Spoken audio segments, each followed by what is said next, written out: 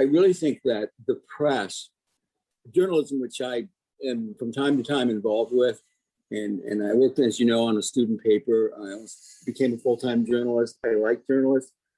That the group of people who are doing it became different. And I think part of the reason the coverage is different is not because of the competition or kind of some kind of backlash to Trump, is that you have millennial journalists. And millennials are very different than you and I. You think? No, they are. They're astounding. I've even been on, I'm famous for talking about this, although I haven't for a while, used to be. They're just wired very, very differently.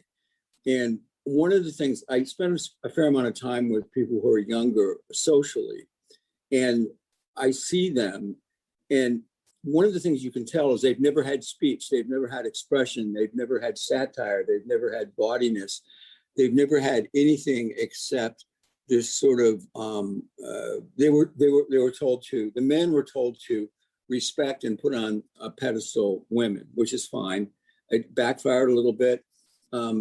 The men that I know are a little lost. This is almost anyone between 25 and 40. And they laugh at the most strangest things. Like if you say something that any baby boomer would say, not just Dan Hall or Ron Coleman, 15, 20 years ago, they just giggle like little girls because they've never had any speech. I think you see a lot of these people, speech in the way we think of it, not a First Amendment speech, but just expression speech, things you can talk about in the workplace. For Christ's sakes, where do people get to know you better than in the workplace? You can't say anything there. It's very sterile. Right. I can see that. Everyone's very different. So they have a different sense of they feel like it's okay to enforce good tyranny, good ideas.